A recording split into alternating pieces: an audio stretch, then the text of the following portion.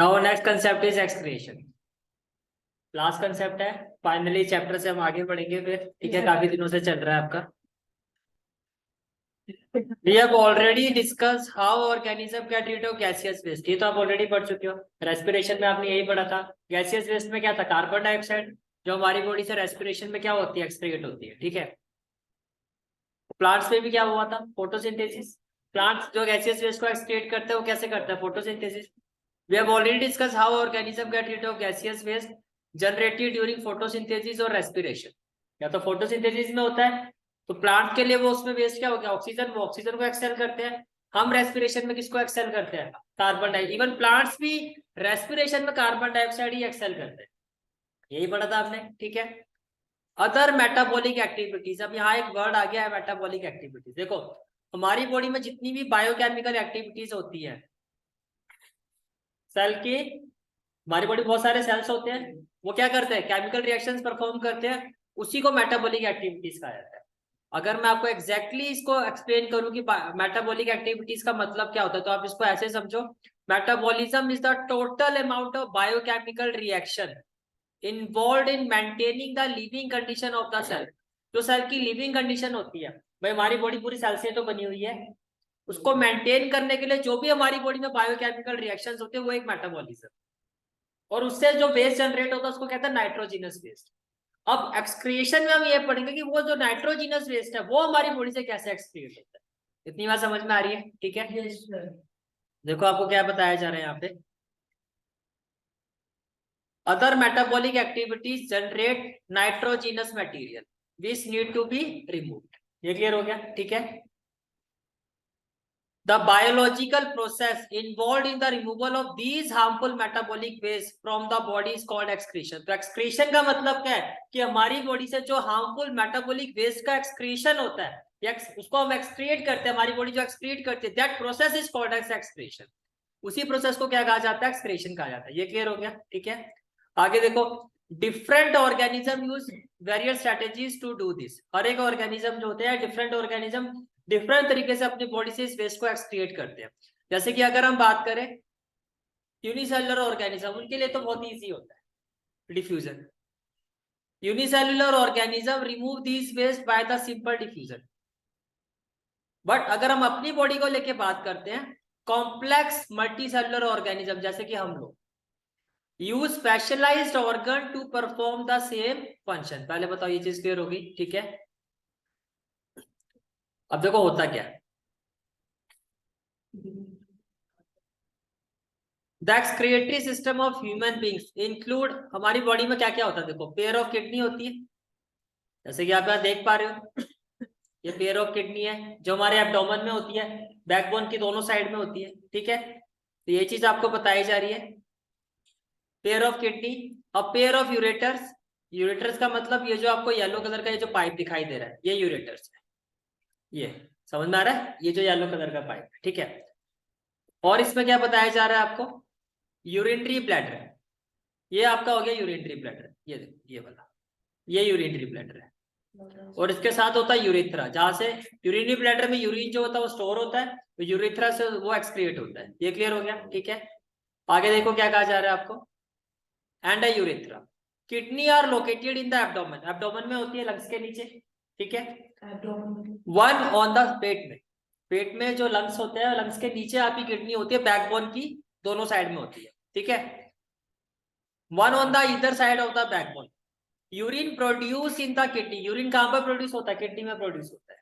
ठीक है, passes through the ureters. और कहां से पास होता है? देखो,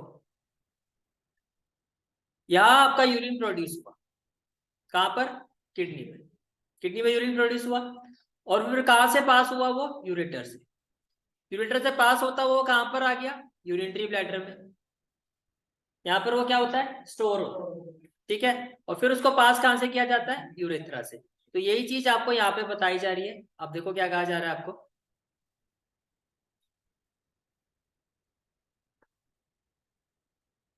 You can see that urine produced in the kidney passes through the ureters into the urinary bladder, where it is stored until it is released through the urethra। ये चीज समझ में आ रही है? ठीक है, चलो जी आगे चलते हैं।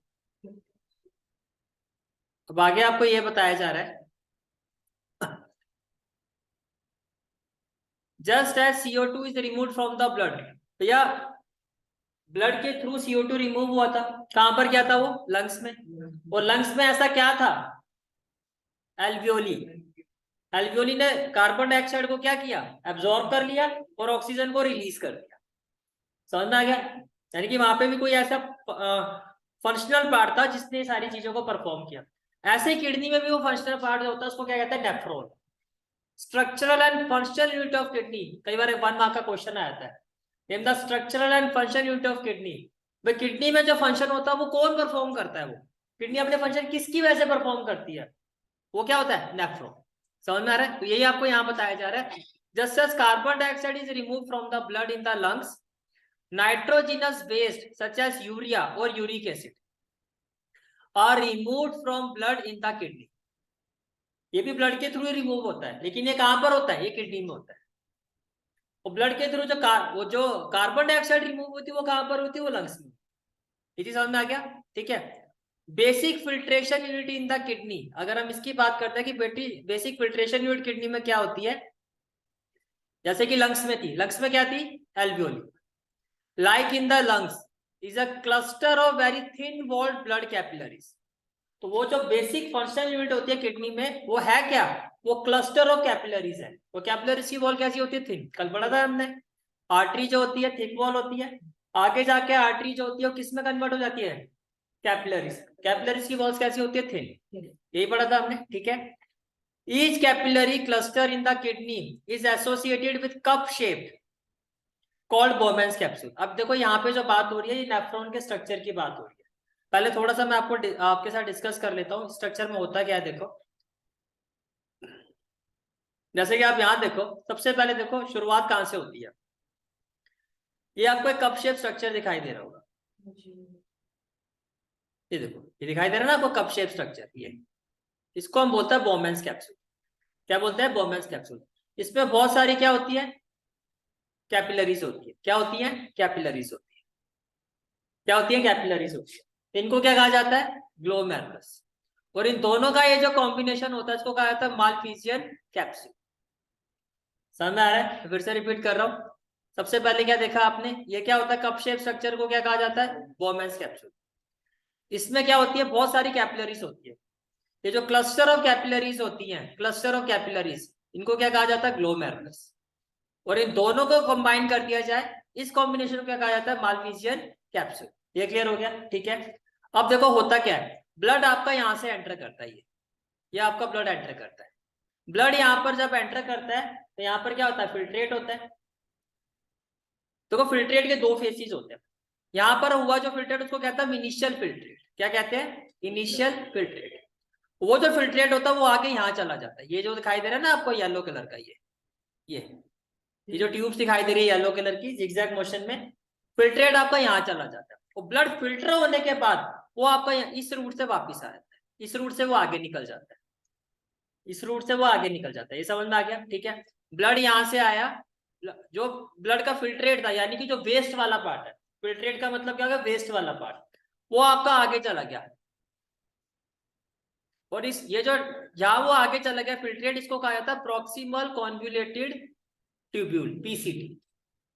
और बाकी का जो ब्लड है वो यही आर्टरी से होता हुआ आगे चला गया, यानी कि फिल्ट्रेट होने के बाद ब्लड जो है वो इस रूट से आगे आ गया। और जो ब्लड का फिल्ट्रेट था यानी कि जो वेस्ट वाला पार्ट था वो कहां पर चला गया, वो चला गया पीसीटी में। पीसीटी का मतलब क्या हो गया, प्रॉक्सिमल कॉन्वोल्यूटिव ट्यूब्यूल में चला गया। ये चीज समझ में आ रही है, कहां पे चला गया, प्रॉक्सिमल कॉन्वोल्यूटिव ट्यूब्यूल में। आगे देखो क्या होता है, प्रॉक्सिमल कॉन्वोल्यूटिव ट्यूब्यूल। उसके बाद देखो ये जो ट्यूब होती है, ये जो आपका फिल्ट्रेट होता है, मैंने कहा ना इनिशियल फिल्ट्रेट, इसमें काफी सारी ऐसी चीजें होती हैं जिसकी हमारी बॉडी को रिक्वायरमेंट होती है। यानी कि उस फिल्ट्रेट में काफी सारी वो चीजें भी चली जाती है जो वेस्ट नहीं है एक्चुअल में। देखो यहाँ पर लिखा हुआ है, अगर आप देखो यहाँ पर देखो क्या लिखा हुआ है, cluster of very thin walled blood capillaries, each capillary cluster in the kidney is associated with a cup shape. और इस कप शेप स्ट्रक्चर को क्या कहा जाता है, बोमेंस कैप्सूल। ये क्लियर हो गया। ये क्या करता है, ये फिल्ट्रेट को कलेक्ट करता है, each kidney has large number of these filtration unit, जिसको क्या कहते हैं हम, नेफ्रॉन कहते हैं। यहां तक सारी चीजें क्लियर, ठीक है। आगे देखो, अब some substances in the initial filtrate, मैंने कहा ना ये इनिशियल फिल्ट्रेट होता है। इनिशियल फिल्ट्रेट इसलिए कह रहा हूं मैं आपको, इसमें काफी सारे, जब ये एग्जैक्टली आपका यूरिन नहीं है, इनिशियल फिल्ट्रेट वो यूरिन नहीं है, इसमें काफी सारी वो चीजें भी है जो अभी आपकी बॉडी की रिक्वायरमेंट है, सब कुछ उसमें वेस्ट नहीं है। तो some substances in the initial filter such as glucose भी होता है इसमें, अमीनो एसिड भी चला जाता है, सॉल्ट भी चला जाता है, and major amount of water होता है इसमें। तो इसमें ये सारी जो चीजें होती है इसको हमारी बॉडी क्या करती है, रीएब्सॉर्ब करती है। क्या करती है, रीएब्सॉर्ब और सिलेक्टिवली रीएब्सॉर्ब। समझ में आ गया, as the urine flow along the tube. तो देखो यहाँ पर क्या कहा जा रहा है, अभी स्ट्रक्चर पर आओ, देखो ये आपको देखो यू शेप स्ट्रक्चर दिखाई दे रहा होगा, ये देखो, ये जो है आपको, ये देखो ये दिखाई दे रहा है आपको यू शेप, ये तो यू शेप। जैसे आपका जो वो इनिशियल फिल्ट्रेट होता है वो यहां से निकल रहा होता है, इसको कहते हैं हम यू शेप पाइप को क्या कहते हैं, लूप ऑफ हेनले। यहां पर इसको क्या कर लिया जाता है, रीअब्सॉर्ब कर लिया जाता है। किस किस को, ग्लूकोज को, वाटर को, एमिनो एसिड। समझ में आ रहा है, बिकॉज वो वेस्ट नहीं है, उसकी हमारी बॉडी की रिक्वायरमेंट है। रीअब्सॉर्ब होके फिर वो आगे आ गया, आगे आ गया। देखो जब वो आगे आ गया, अब जो रीअब्सॉर्ब होने के बाद जो अब आगे जा रहा है वो क्या जा रहा है, वो यूरिन जा रहा है, और ये इस पाथ से होता हुआ वो यूरिन आगे बढ़ता है। ठीक है, इसको कहा जाता है डिस्टल कॉन्वोल्यूटिव ट्यूब्यूल। पहले जो किया था कहां पे किया था, पीसीटी में, प्रॉक्सिमल कॉन्वोल्यूटिव ट्यूब्यूल। लेकिन उसमें कौन सा फिल्ट्रेट किया था, इनिशियल फिल्ट्रेट। उसमें काफी सारे वो चीजें भी थी जिसकी हमारी बॉडी की रिक्वायरमेंट है। फिर वो कहां पर रीअब्सॉर्ब हुआ, loop of Henle. Loop of Henle में रीअब्सॉर्ब होने के बाद अब जो आगे वेस्ट जा रहा है वो यूरिन है, और यूरिन वो आगे किससे होता हुआ जाता है, डिस्टल कॉन्वोल्यूटिव ट्यूब्यूल। और यहां से होता हुआ वो किस में चला जाता है, कलेक्टिंग डक्ट। कहां पे चला जाता है, कलेक्टिंग डक्ट।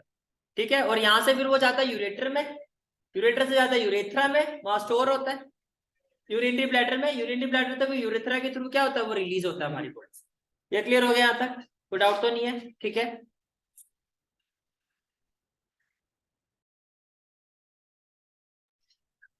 तो देखो क्या लिखा हुआ है आगे, some substances in the initial filter such as glucose, amino acid, salt and a major amount of water are selectively reabsorbed as the urine flow along the tube। अब देखो जो क्वेश्चन आपके पेपर में था वो ये रहा, देखो क्वेश्चन, वो क्वेश्चन ये है आपका, the amount of water reabsorb depend on, यही था ना आपके सीबीएसई सैंपल पेपर में। ये जो अमाउंट ऑफ वाटर, ये वाटर भी रीएब्सॉर्ब करती है ना बॉडी, वो किस चीज पे डिपेंड करता है, दो चीजों पे डिपेंड करता है, यही हमने वहां आंसर में भी लिखा था। The amount of water reabsorb किस पे डिपेंड करता है, how much excess water there is in the body, कि बॉडी में ऑलरेडी कितना एक्सेस वाटर है। बहुत ज्यादा एक्सेस वाटर होगा तो ज्यादा रीएब्सॉर्ब नहीं होगा, या फिर इस पर डिपेंड करता है कितना वेस्ट हमें बॉडी से, हमारी बॉडी से एक्सक्रिएट होगा। ज्यादा वेस्ट एक्सक्रिएट होने के लिए ज्यादा पानी की जरूरत पड़ेगी, उसी के फ्लो में जाएगा ना।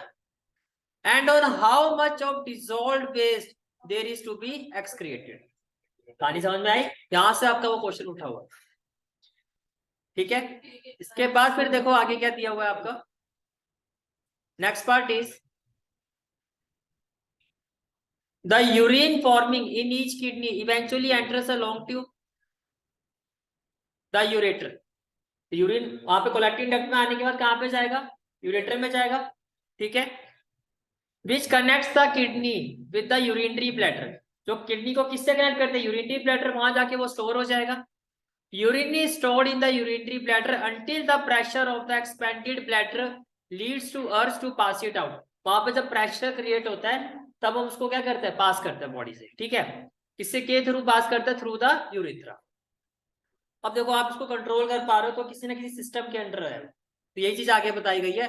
ये ब्लैडर कैसा होता है, मस्कुलर होता है, so it is under nervous control. और यही रीजन होता है, यही रीजन होता है we can usually control the urge to urinate, कि हम इसको कंट्रोल कर पाते हैं, बिकॉज एक तो मस्कुलर होता है और किसके कंट्रोल में होता है, नर्वस कंट्रोल में आता है। ये समझ में आगे बात, ठीक है।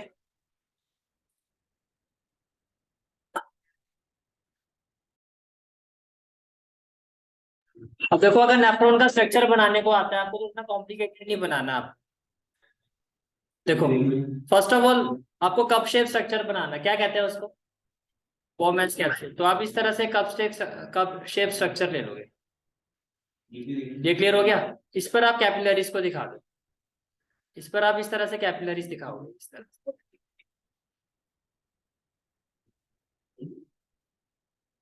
ठीक है, यहाँ पर आप डॉट डॉट दिखा दो, यहाँ पे छोटे छोटे आपको क्या दिखाने हैं, डॉट डॉट से ऐसे दिखाने हैं। ठीक है, इसके बाद फिर आप यहाँ से इस तरह से, अब बताओ ये जो पहला जो इस तरह से जो स्ट्रक्चर था इसको क्या कहा था आपने, पीसीटी। क्या होता है, प्रॉक्सिमल कॉन्वोल्यूटेड ट्यूब्यूल। ठीक है, फिर ये जो यू शेप था इसको क्या कहा था आपने, क्या कहा था इसको, लूप ऑफ हैनले। इसके बाद फिर इसी तरह का स्ट्रक्चर आगे क्या था, इसको क्या कहा था, और उसके बाद फिर आगे क्या हुआ था, कलेक्टिंग डक्ट। ये क्लियर हो गया यहाँ तक। ठीक है, ठीक है। अब यही चीज देखो, यहाँ से इसको इस तरह से कनेक्ट करोगे आप, ये देखो ऐसे, मतलब इसको एक पूरी पाइप की फॉर्म में इस तरह से लेके जाना है आपको। समझ में आ रहा है, ठीक है।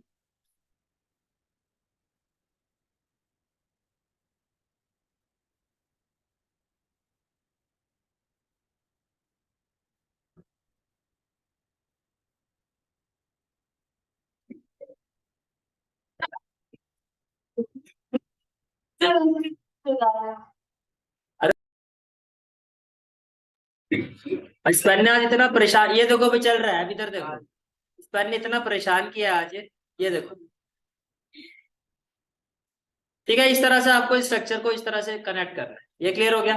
अब देखो, ये वाला जो पार्ट है आपका, ये क्या हो गया आपका, ये हो गया बोमेंस कैप्सूल। ये क्या हो गया आपका, बोमेंस कैप्सूल।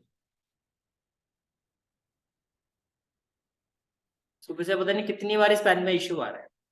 और यहाँ देखो, ये जो है आपका, ये क्या हो गया आपका, कैपिलरी, यानी कि ग्लोमेरुलस। सीधा लिखो ग्लोमेरुलस।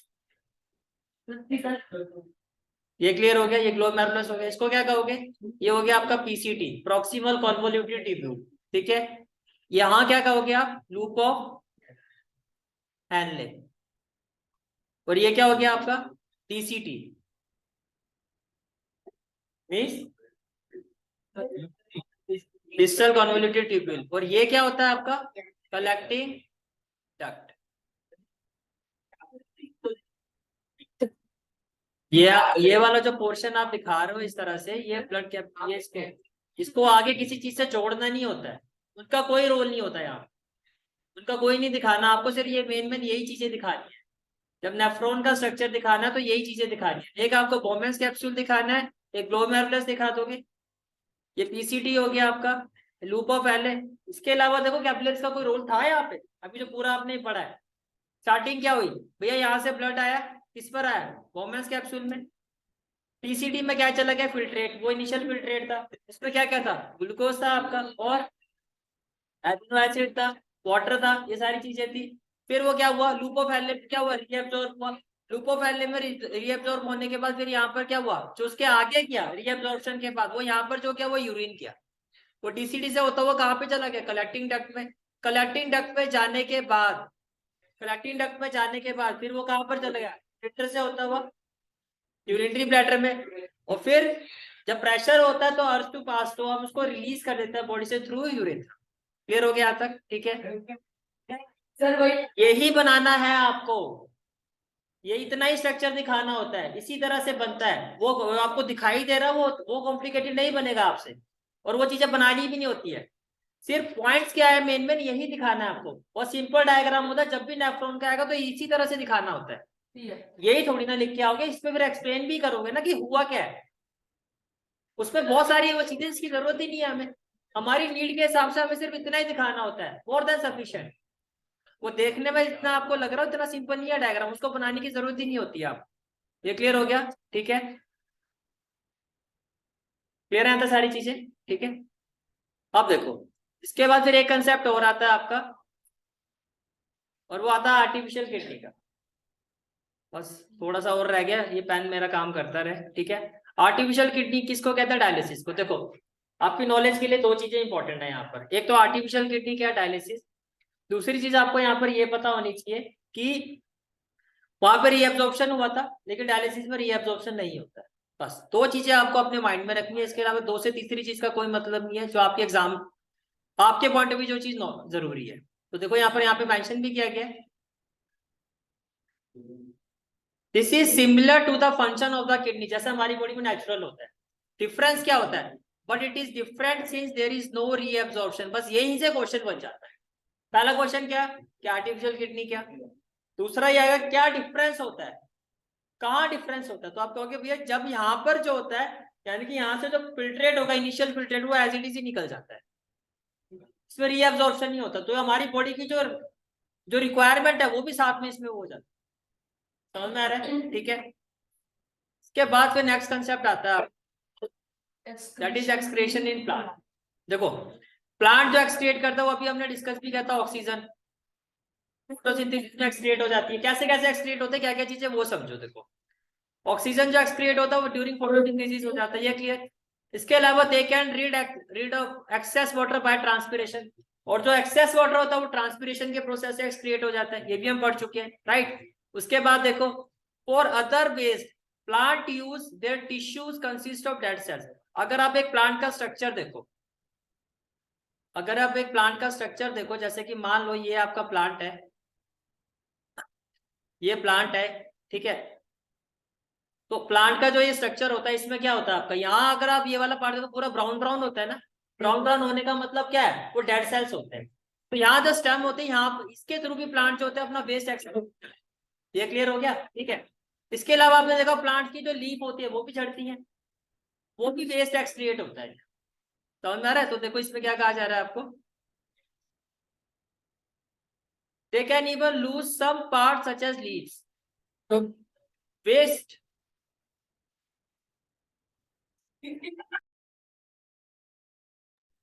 चलो करें आप शुरू आगे, चलो। इसके बाद देखो आगे का क्या प्रोसेस होता है आपका, ऑक्सीजन कैसे रिलीज हुई, फोटोसिंथेसिस, वो प्लांट के लिए वेस्ट था।